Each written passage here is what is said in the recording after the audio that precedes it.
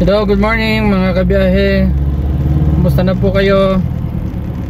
We're here in Baguio at tayo po ngayon ay kakain muna na uli ng masarap na strawberry taho.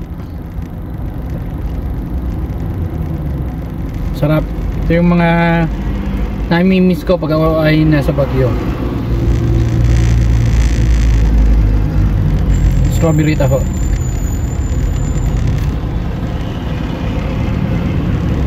Sarap.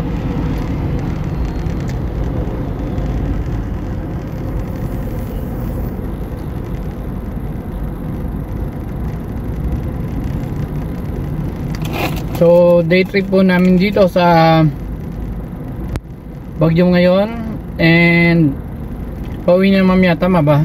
Tama, day trip nga. Kasi umaga na naman ng Thursday kami dumating. So umalis kami ng San Pablo ay Wednesday ng gabi.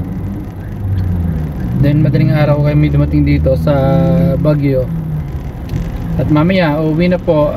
Mahirap lang ngayon at hindi masyado makapag-ikot dito sa Baguio kasi maulan.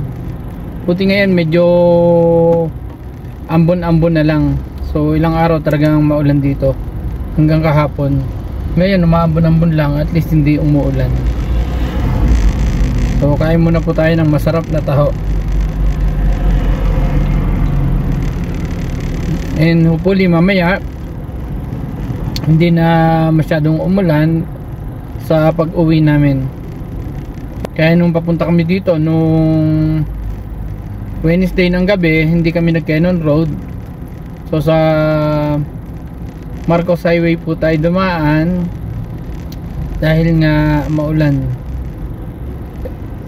So para safe na rin.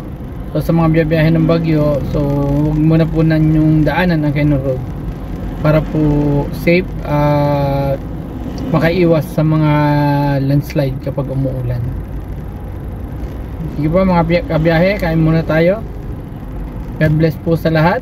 So thank you muli sa panonood ng biyahe ni Kuya Ali. God bless po. Bye bye. See you later, San Pablo, Laguna.